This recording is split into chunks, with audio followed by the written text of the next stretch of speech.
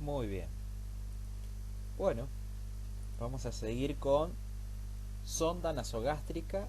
Yo ya les había enviado un poquito de material que ustedes estaban leyendo conjuntamente con la dieta, un poquito de fisiología y de anatomía de todo lo que tenía que ver con el tracto digestivo. A líneas generales, digamos, ya lo están viendo más con anatomía, pero bueno, por ahí identificar, digamos, todo lo que tiene que ver, digamos, con el proceso de cómo ingresan los alimentos, por dónde se conduce hasta el estómago a través del esófago, puntualmente para justamente ver dónde se colocan las sondas nasogástricas. Hay una que se coloca, ahora vamos a ver, en el estómago, y hay otra que ingresa directamente pasando cardias y píloro, entra directamente a intestino delgado. ¿Sí? Muy bien. Bueno, dice que el sondaje digestivo es un procedimiento que consiste en la introducción de una sonda desde uno de los orificios nasales, ¿sí? Eso sería la sonda nasogástrica. Cuando entra, digamos, por la nariz sería sonda nasogástrica. Cuando es por la boca se denomina sonda orogástrica. Ahora vamos a ver algunas cuestiones que ya después lo vamos a charlar de manera personal cuando hagamos la práctica con los muñecos y demás. Pero ahora vamos a ver un poquito la teoría, cuándo se coloca de una manera y cuándo se coloca de otra manera. Perfecto. Bueno, muy bien. Objetivos. Hay, hay dos objetivos puntuales, ahora los vamos a ver, ¿sí? Uno de los objetivos, digamos, por caraturarlos, o sea, ¿cuáles son los dos objetivos? Los objetivos son o alimentar al paciente o sacar dentro de lo que esté dentro de la cámara gástrica, ¿sí? Entonces, dentro de lo que tiene que ver con el vaciado, ¿sí? De la cámara gástrica, por así decirlo no, se llama así también, ¿no? Vaciado o descompresión gastrointestinal, dice que es extracción de gases, no solamente, digamos, de contenido gástrico líquido, ¿sí? O que puede haber coágulos y demás, sino también, digamos, puede haber gases, ¿sí? Dice a través de succión, especialmente en caso de obstrucción intestinal. Bueno, esto ya lo van a ver en tercer año, ¿sí? Es un poquito más complejo y demás, pero bueno, la bibliografía lo relata, así que lo explicamos un poquito vagamente, pero tenganlo presente también que es para descompresión, también inclusive a través de gases, y cuando hay determinados tipos de obstrucción intestinal, ¿sí? Se utiliza otro tipo de mecanismo. Para lavado gástrico, en caso de intoxicaciones, desde intoxicaciones medicamentosas hasta cualquier otro tipo de intoxicación, porque acuérdense que esto abarca adultos, niños, ancianos. No sé, un chico que por ejemplo, no sé, tragó lavandina, sí, ingirió lavandina, alguna sustancia o detergente o alguna sustancia, digamos, nociva, tóxica. Antes, digamos, había toda una serie de cuestiones a depender, digamos, de lo cáustico que había ingerido.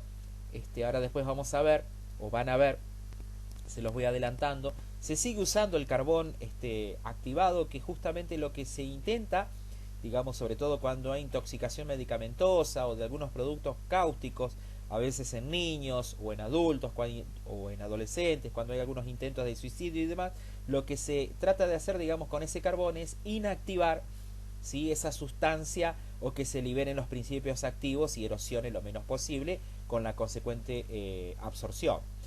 Otros de los objetivos, bueno, dijimos, la nutrición enteral, ¿sí? Una es para el vaciado, descomprimir, y otra también para justamente nutrir al paciente, darles alimento, ¿sí? Obviamente que como ustedes se imaginan, porque después tenemos que charlar todo lo que tiene que ver con cuidados de enfermería, cuando tenemos una nutrición enteral que justamente, ¿sí?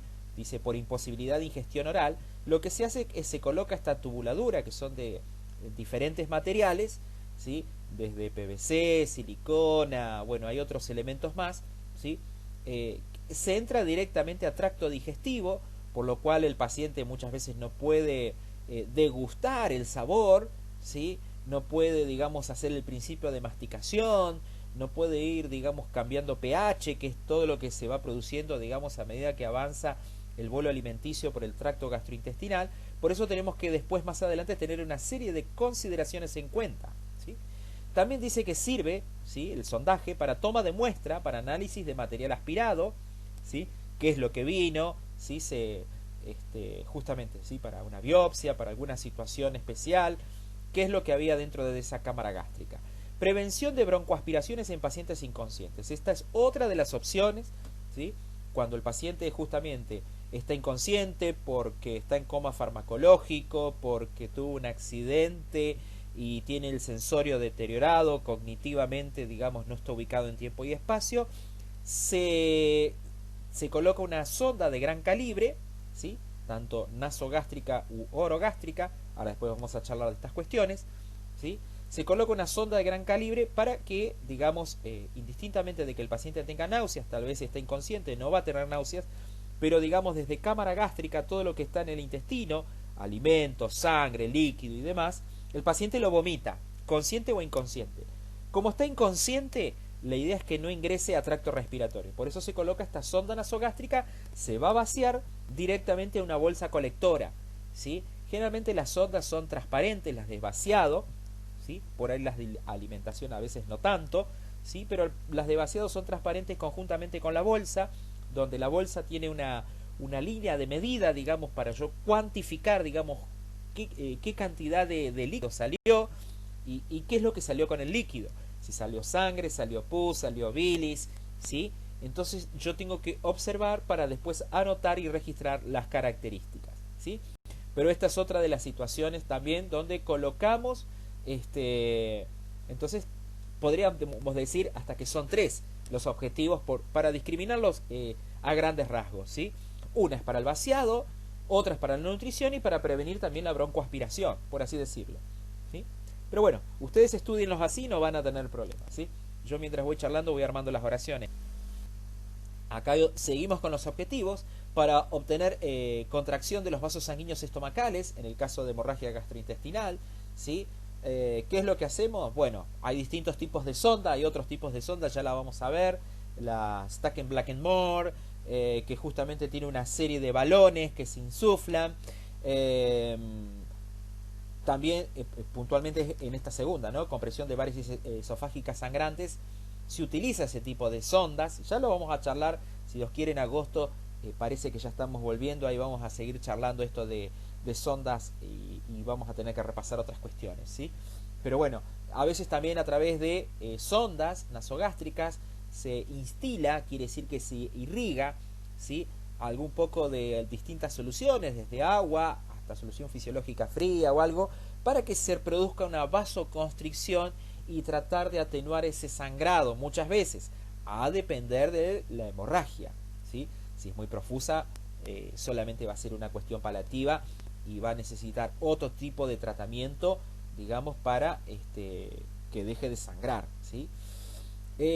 Bueno, como ustedes ven, como dije recién, se ocurren o se generan varices, esas varices a veces se rompen, pueden ser, digamos, por distintos tipos de enfermedades adquiridas, alcoholismo también, inclusive, ¿sí? Acuérdense que el alcohol, sobre todo aquellas personas que son bebedores de las denominadas bebidas espirituosas blancas, quiere decir, por ejemplo, la ginebra, el whisky, tienen una alta concentración de alcohol, por lo tanto son muy erosivas, ¿sí?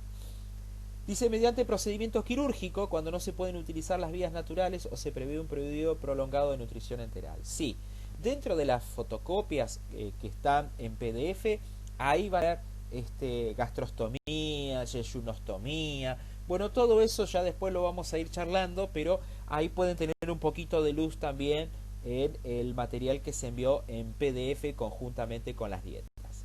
Seguimos. Dice, tipo de sondas y sondajes. Un poco recién estuvimos hablando. No todas las situaciones, por eso es importante la planificación y la preparación. Hay que colocar una sonda. ¿Para qué es la sonda? Es para alimentar, es para generar débito, es para, digamos, colocar alguna medicación y después retirarla para evitar broncoaspiración. O sea, todas estas consideraciones yo tengo que tener en cuenta en relación, digamos, al tipo de sonda y sondaje que yo voy a hacer en cada paciente, a depender cada situación. Dice, empieza a clarificar un poquito lo que está, inclusive, digamos, en lo que yo les envié de manera escrita, en las fotocopias o en el PDF. Dice, consiste en la introducción de una sonda a través de uno de los orificios nasales hasta el estómago, ¿sí? Sus indicaciones principales son la nutrición enteral en aquellos pacientes que conservan el peristaltismo, que son incapaces de la ingestión bioral. Bien, acá hay un dato importante que yo creo que ustedes tendrían que subrayar, que es esto, ¿sí? ¿Qué es el peristaltismo? ¿Sí? Quiere decir de que son todas las ondas y todas las contracciones que se producen en toda la parte del tránsito intestinal, del aparato digestivo, ¿sí? Si no hubiera peristaltismo, estamos en proceso de un hilio, quiere decir de una parálisis. Hay que ver por qué ocurrió eso, ¿sí? Entonces, para evitar la parálisis, para evitar, digamos, algunas cuestiones, está comprobado científicamente que indistintamente de la patología, si el paciente no puede ingerir por vía oral, bueno, le voy a tener que dar nutrición enteral, pero el paciente, como está pasando una injuria, cualquiera sea la situación, injuria en sí misma, necesita de algunos nutrientes y algunos alimentos, con todos los grupos que ustedes ya conocen, para restaurar su homeostasis. Entonces, si no los tiene, se va a empezar a consumir a sí mismo hasta que agote las reservas, ¿sí? Entonces, ya estuvimos viendo un poco de dietas, ¿sí? Por ejemplo, a un paciente gran quemado que tiene que hacer una reconstitución, digamos, de gran parte de su tejido, bueno, tiene que ser una dieta alta en proteínas, pero no así si es una injuria renal. Al contrario, las proteínas están contraindicadas. Entonces, a veces hay que combinar distintos tipos de dietas. Ya vimos que la dieta la da el médico, pero nosotros estamos capacitados porque en algunos lugares no va a haber médicos, ¿sí? Es parte de la currícula también, ¿sí? Entender y utilizar los principios científicos. Lo que yo siempre digo, digamos, el problema no es cuando las cosas salen bien, sino cuando salen mal, ¿sí? Entonces, cuánto mejor tener los principios científicos, cuánto mejor tener en claro los alcances del título, ¿sí? Vuelvo a decir, como enfermería va creciendo mucho en distintos lugares, no se contempla, digamos, en la totalidad. La ley 24.004 genera algunos grises, pero vuelvo a decir, si uno tiene los principios científicos claros, minimiza o anula el error, ¿sí? Porque está el fundamento del cómo y por qué lo estoy haciendo.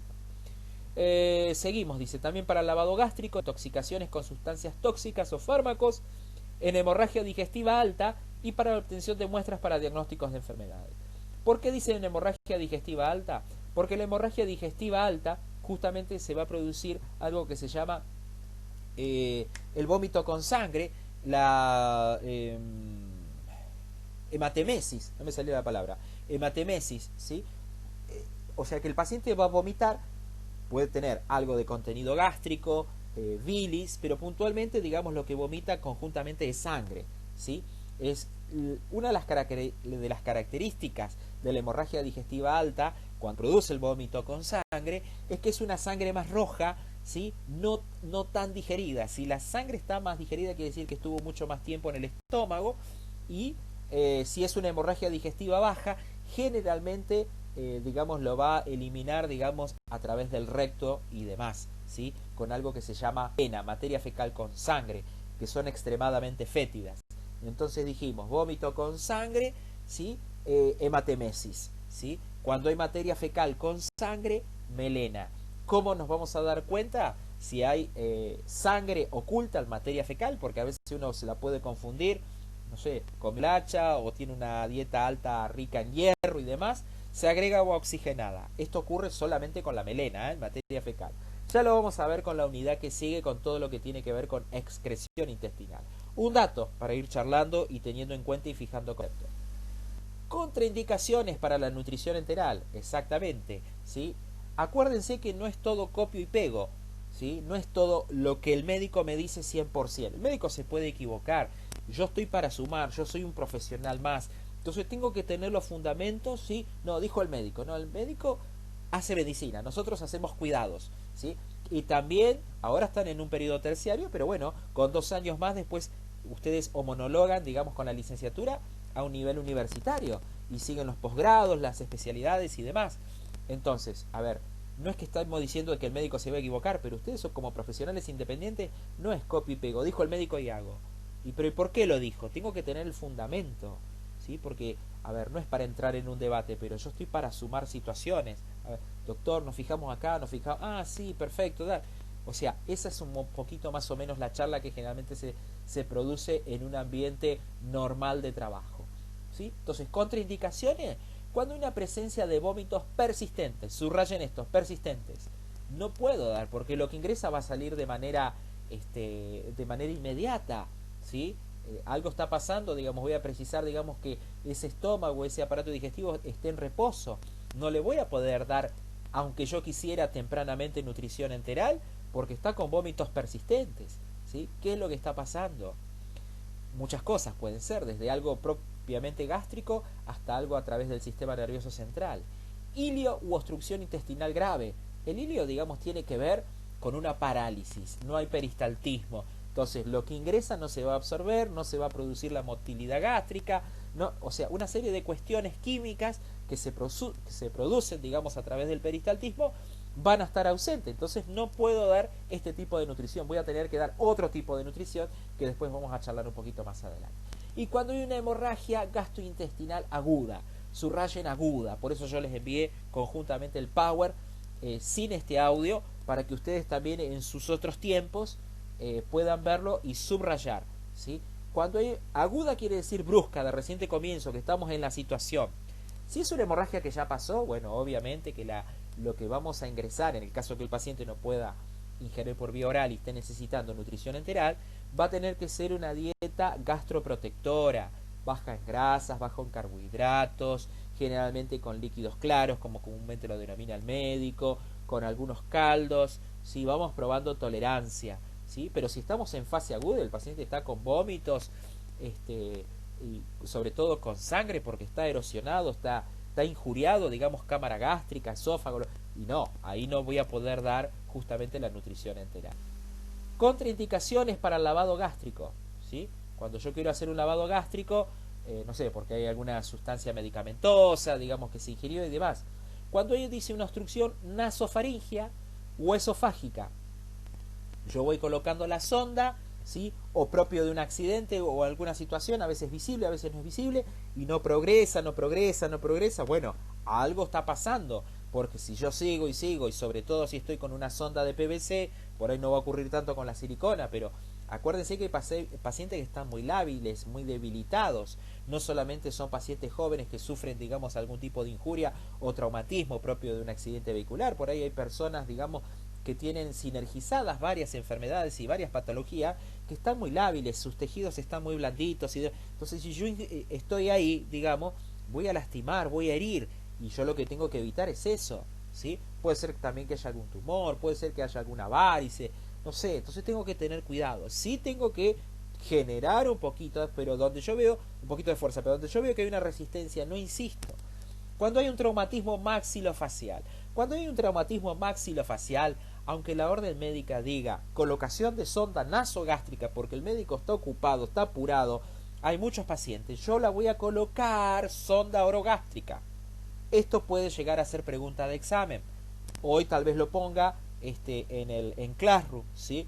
Cuando hay traumatismo maxilofacial, por más que esté indicado sondaje nasogástrico, voy a colocar, ¿sí? Siempre que hay un trauma que tuvo un golpe en todo lo que tiene que ver el cráneo, no se coloca, está contraindicado. ¿Por qué? Porque justamente un poco lo que sigue acá también, ¿sí? Sospecha de base de cráneo, digamos, ¿sí? O sea, se coloca si es para débito y después tal vez se puede utilizar secundariamente el mismo acceso, ¿sí? Previo lavado y demás, ya no está viniendo tanto de débito por la misma sonda. Sí, a veces tengo que cambiar la sonda, colocar una más fina, ya vamos a ver un poquito los diámetros y demás, pero también tengan en claro esto, que a veces por la misma sonda que estuve eliminando, ¿sí? Se pega una lavadita con agua destilada hacia cámara gástrica, se baja nuevamente bajo de la línea de gravedad del paciente, se genera el débito. Bueno, ahora vamos a empezar a alimentarlo de a poco, despacito, con bomba de infusión, con goteo, vamos sirviendo tolerancia. Si se distiende ese abdomen, si se produce un reflejo de un vómito, acuérdense que el paciente no va a poder egresar líquidos porque yo lo que estoy es ingresando líquidos, digamos, a través de un tubo hasta el estómago, ¿sí? Entonces tengo que ir probando estas situaciones, lo estoy por alimentar, bueno, ya vamos a ver, que no esté muy caliente, que no esté muy fría, pero puntualmente esto, para no irme por las ramas, ¿sí? Cuando hay una sospecha de fractura de base de cráneo, un traumatismo maxilofacial, no se coloca sonda nasogástrica, se coloca sonda orogástrica.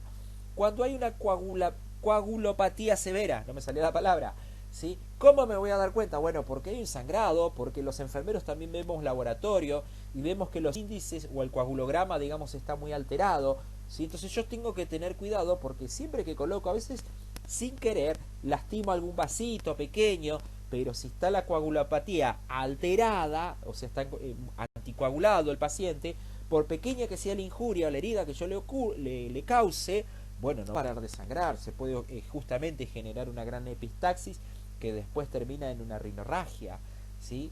Entonces, epistaxis es el sangrado que a veces puede llegar a ser profuso, más que nada tiene que ver con algo venoso, pero la rinorragia sí tiene que ver justamente con una hemorragia de la nariz, ya es otra cosa, ¿sí? Puede ser por una injuria en sí mismo, por hipertensión, demás, ¿sí? Y también dice cuando hay una perforación esofágica, ¿sí? Está contraindicado el lavado gástrico, ¿sí? Muy bien, seguimos. Tipos de sonda. Bueno, ya las vamos a ir viendo en la práctica. Dice que las sondas de 8 a 12 French, la unidad de medida French, dice se utilizan para la nutrición enteral. Las K108, que son unas sondas muy finitas, muy buenas, tienen un mandril. ¿Qué significa un mandril? Que tienen una guía interna, tienen como un alambrecito, que yo una vez que la coloco después lo retiro, eso me sirve de guía. También me sirve cuando yo después tengo que hacer una placa de RX, indistintamente que la sonda de manera externa tiene una pequeña línea que se llama radiopaco. Justamente el mandril, al ser un alambrecito de acero y demás, me ayuda como guía cuando yo necesito. Ahora ya después vamos a ver que es una de las maneras de corroborar la colocación de sonda en el aparato digestivo, ¿sí?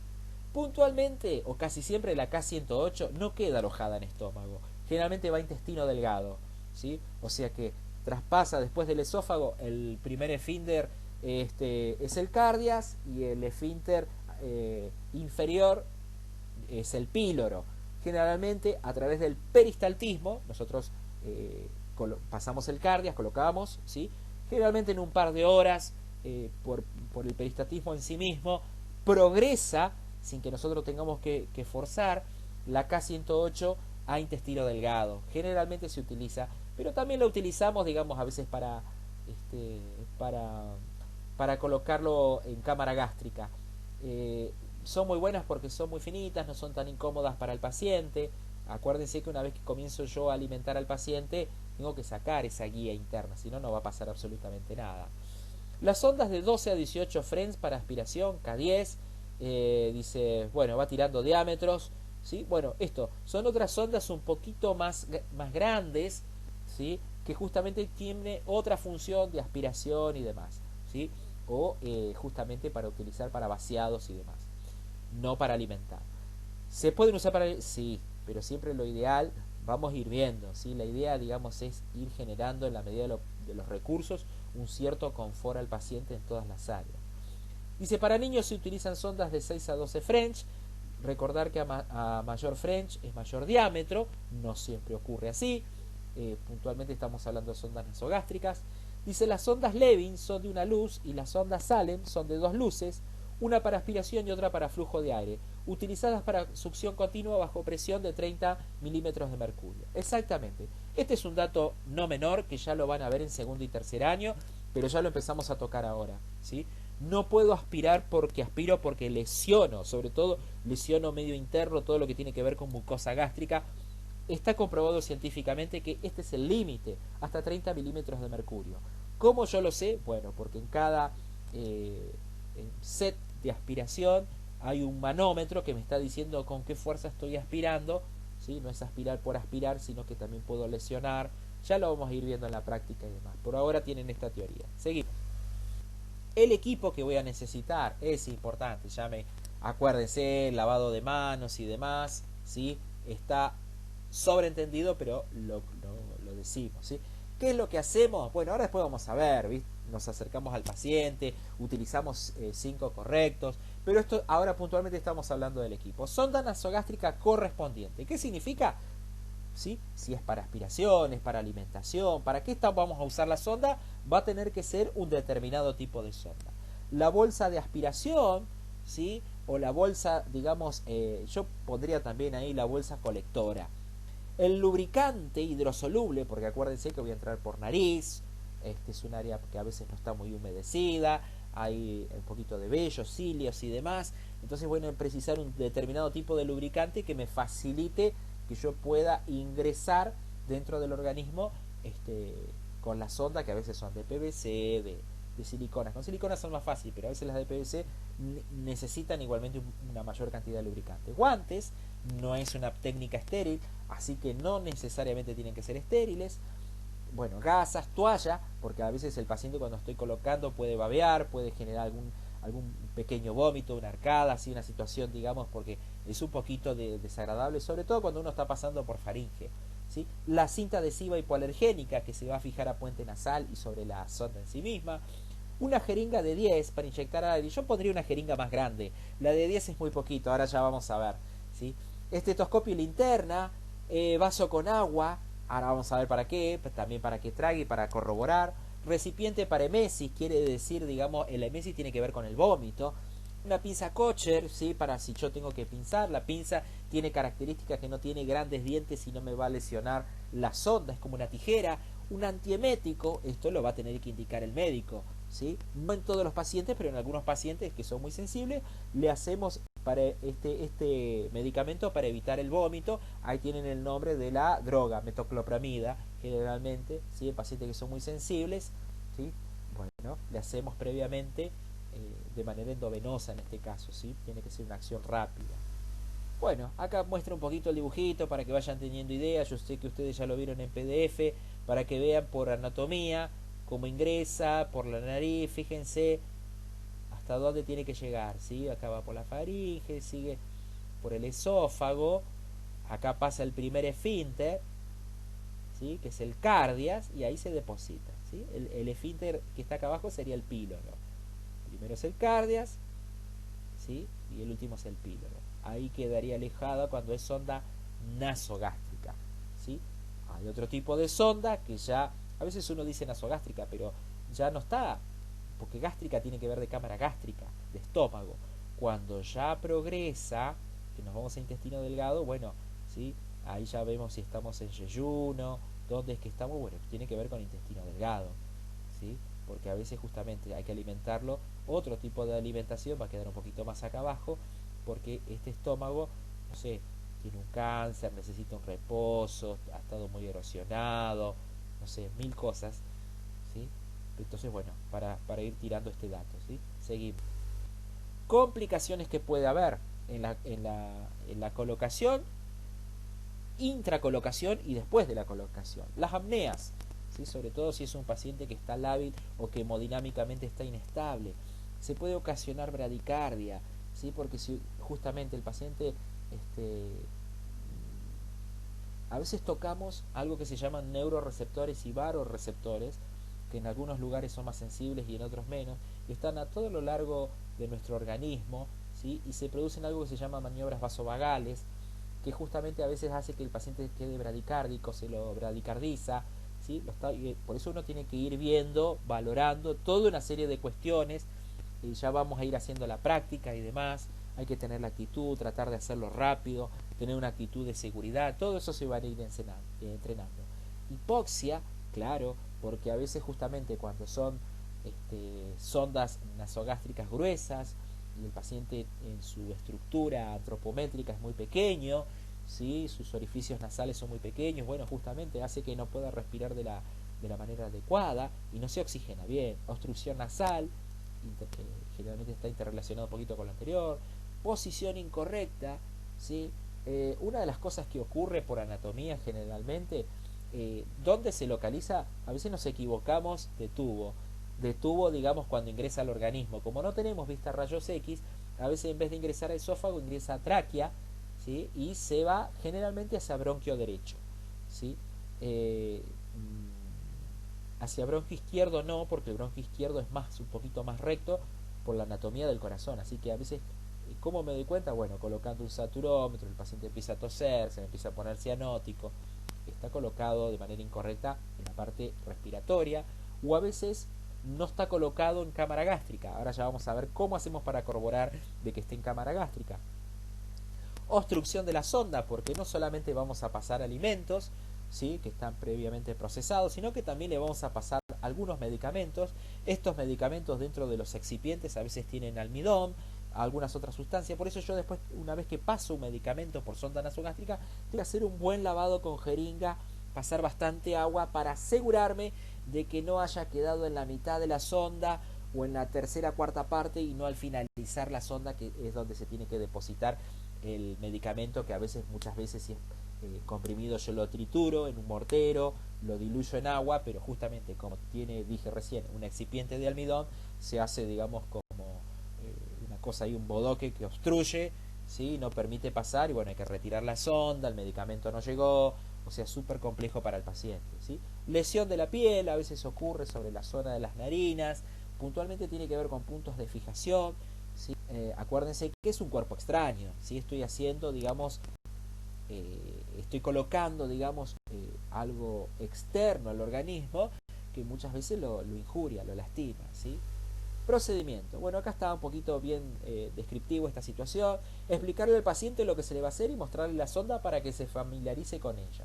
Ya vamos a ver en la práctica, uno tiene que ser un poquito redundante, explicarle 2 o 3 veces, ¿sí?, ser educado, tener paciencia. Dice, esto puede aliviar temores y mejorar la cooperación del paciente. Es lo ideal, que el paciente coopere, que la familia también le dé una palabra de ánimo.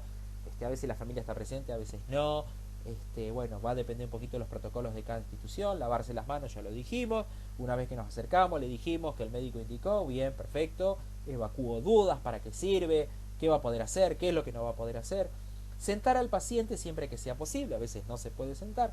No hacerlo con pacientes en coma o hipotenso. Esto estamos hablando acá justamente cuando son pacientes que están vigiles, ¿sí? Tengo que tener, hace un rato yo hablé de algo que tiene que ver con baroreceptores y quimioreceptores, ¿sí? Entonces, tengo que ir viendo toda una serie de cuestiones, ¿sí? Cuando yo coloco esta sonda, hay que hacerlo, persigo un objetivo, pero tengo que ir viendo la labilidad de estas personas, ¿sí? Si yo veo que justamente se me está hipotensando, se está digamos, colocando inestable en alguna situación, bueno, a ver, vamos a separar situaciones. Qué bueno que pueden ver este audio, ¿sí?, a través de esto. Si es una sonda para débito y estoy en guardia central y el paciente está vomitando, y se la tengo que colocar, porque si está perdiendo, digamos, su función cognitiva, indistintamente de que yo estoy cuidando de que no se broncoaspire, se va a terminar broncoaspirando, o sea que hay que colocarlo sí o sí. Ahora, cuando es para alimentación, ¿sí?, tengo que tener toda una serie de cuidados, tengo que dialogar con el paciente, tengo que tener paciencia, ¿sí? Dice, si bien se puede sondar para alimentarlos a este tipo de pacientes, debo vigilar otras cuestiones, lo que recién venía hablando. También se puede colocar en decúbito lateral izquierdo sin optarse, esta es otra opción. Esta postura facilita el paso por el cardiac. Ustedes ya recién les vine diciendo que es el cardiac, que es el esfínter superior que comunica entre el esófago y el estómago. Ese esfínter se llama cardias. Dice, comprobar el estado de la sonda y de las fosas nasales del paciente. Yo tengo que chequear, como hicimos con el caso, ¿vieron? ¿Se acuerdan del caso de que estaba, indistintamente que estaba un poco hipertenso, este señor tenía una saturación extremadamente baja y que la respuesta, o gran parte de la respuesta, era de que había que chequear el equipo? Bueno, acá también, ¿sí? Por más que esté en una bolsita de nylon o una doble bolsa de nylon cerrado, ver de que no esté vencido, de que no esté roto, comprobar la integridad de la sonda en sí mismo y también de las fosas nasales, cómo están, ¿sí? Bueno, hay moco, hay mucho vello, ha sangrado, está obstruida, hay algún tipo de nódulo. Tengo que corroborar. ¿Cómo me voy a ayudar para corroborar en fosas nasales? A través de una linterna, ¿sí? Muchas veces tengo que valorar, estoy escuchando que el paciente respira con una cierta dificultad, ¿sí? Bueno, algo está pasando. Se medirá la longitud de la sonda, ahora vamos a ver. Dice, la porción que se va a introducir se puede conocer mediante la siguiente referencia. Desde el puente de la nariz hasta el lóbulo de la oreja, y de ahí al apéndice sifoide del esternón. Ahora hay unos dibujitos.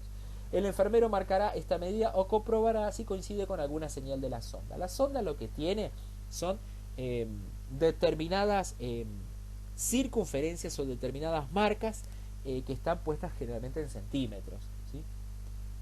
Pero ¿qué es lo que yo tengo que hacer, digamos, en la medida de lo que es posible? Marcarla con algún fibrón, con un poquito de tela adhesiva, ¿sí? Como dice acá, desde el puente de la nariz hasta el lóbulo de la oreja. Y desde ahí, inmediatamente, al apéndice cifoide. Me va a dar un estimativo bastante certero de justamente de la antropometría de cada individuo, es diferente, cuánto yo tengo que ingresar con sonda hasta llegar al estómago. Si se va a colocar una sonda nasoentérica, se añadirá una porción más a la señalada. Claro, si voy un poquito más allá, voy a tener que colocar un poco más, ¿sí? No mucho más, pero un poco más. Bueno, acá está, ¿sí? El paciente semisentado, en Fowler, ¿sí? Se mide, ¿ven? También algunas bibliografías dicen desde la punta de la nariz. Generalmente lo ideal es desde el puente nasal hasta el lóbulo y desde el lóbulo al apéndice cifoide. ¿Sí? Acá lo va midiendo. Bueno, acá ya está corroborando y está fijando. Ahora vamos a ver cómo hacemos para corroborar, digamos, que esté en el lugar indicado la sonda nasogástrica. Empezamos, ya hablamos, ya tenemos todo, pusimos una toalla o un pañal sobre el paciente, lo vamos charlando, le vamos dando seguridad y tranquilidad, sí lo va a molestar, pero bueno, nosotros vamos a estar ahí. Si es necesario otro operador, vamos a pedirle a un compañero nuestro o compañera que nos acompañe. Lubricar la sonda si no lo está previamente. Algunas, a depender las marcas y demás, ya vienen previamente lubricadas. Dice, el diplomado de enfermería introducirá suavemente la sonda por la fosa nasal elegida en la nasofaringe, evitará hacer presión sobre la fosa nasal para evitar una epistaxis. Exactamente, lo que yo tengo que tener cuidado, vuelvo a decir, puntualmente con aquellas que son de PVC y generalmente, digamos, dentro de lo que tiene que ver con los principales cornetes o las fosas, digamos, de la nariz, cuando estoy ingresando, si soy muy bruto, puedo hacer lesionar vasos, ¿sí? Algún que otro se puede lesionar, pero el problema es cuando empezamos, vuelvo a decir, con una epistaxis, ¿sí? Sobre todo que se la produje yo. Apuntando hacia abajo y hacia atrás en la dirección a la oreja, ¿sí? Hacia abajo y hacia atrás. Invitar al paciente que trague en algún momento, cuando yo ya veo que, ¿sí? Noto que está progresando ya hacia la garganta, en el momento en que el diplomado aprovechará para hacer progresar suave, firmemente la sonda. ¿Sí? Una vez que trague, le digo, señor trague o señora, trague, trague, trague. También se puede ayudar a la deglución haciendo que el paciente tome agua, que irá tragando lenta y espaciadamente.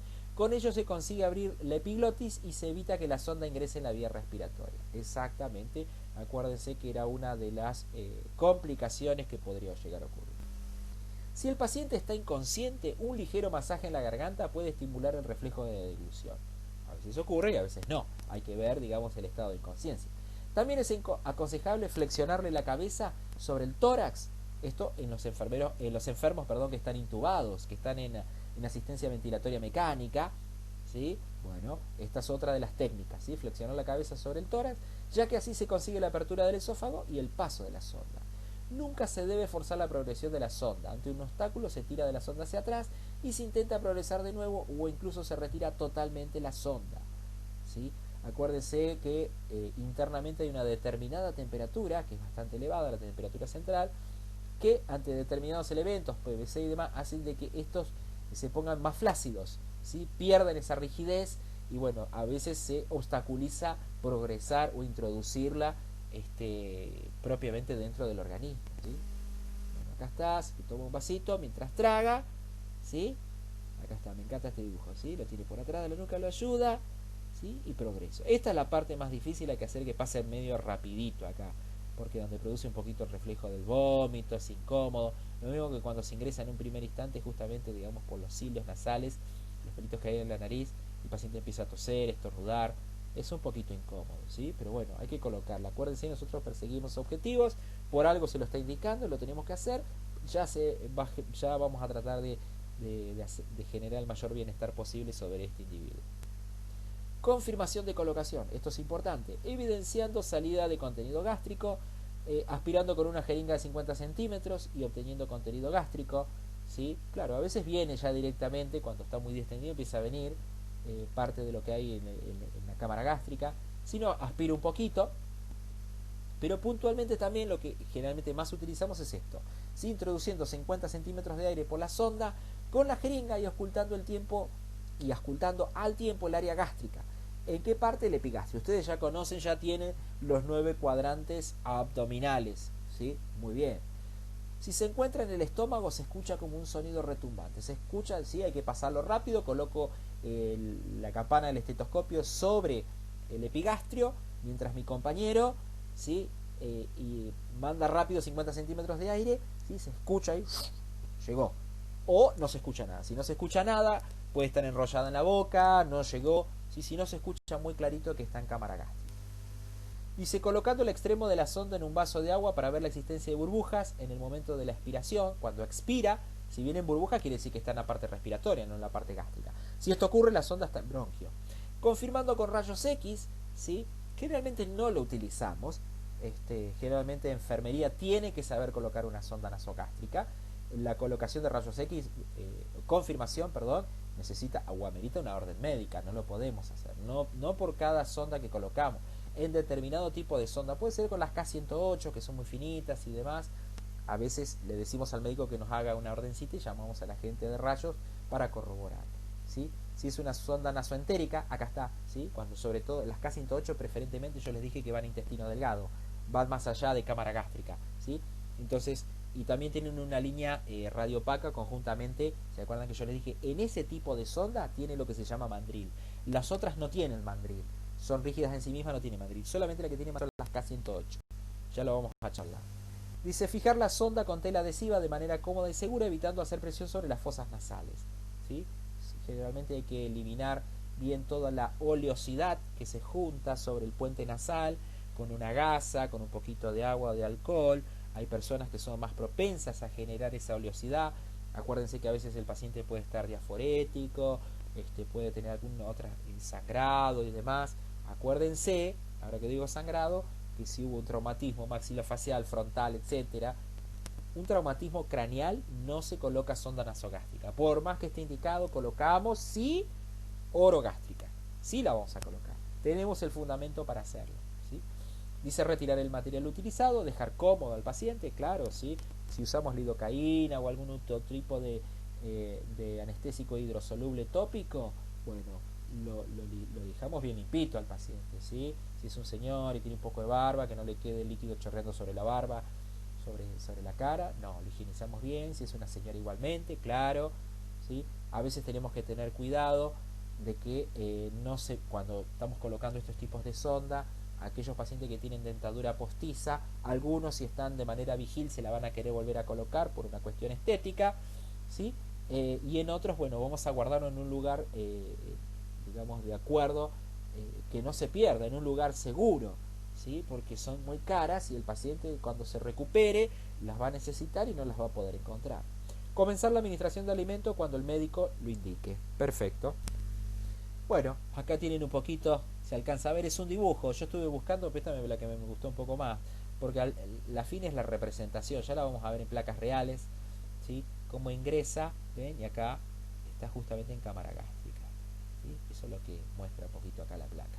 Es un dibujo, pero yo quería ilustrar. Bueno, algún tipo de fijación. Es una fijación con un determinado tipo de dispositivo, nosotros no tenemos, ¿sí? Cubre todo lo que es el puente nasal. Esta es una K108, ¿ven? Bien finita. Esta no es para débito. Para débito son bastante más gruesas y obstruyen bastante todo lo que tiene que ver con la fosa nasal, ¿sí? Estas más que nada son para alimentación. Acá, este joven, este chico, acá no se la fijaron sobre el puente nasal, se la fijaron sobre el costadito. Pero bueno, él está bien. Es otro tipo de situación y característica. Le pasa por ahí atrás de la oreja y baja y se lo alimenta, ¿sí? Se coloca esto que por ahí ustedes lo escucharon, los que no lo escucharon, se llama Tegaderm, ¿sí? Es como una tela adhesiva transparente muy finita, como un nylon autoadhesivo, ¿sí? Por una cuestión estética, para facilitar, digamos, que el paciente se pueda mover, que no le pique, que no le moleste, en fin.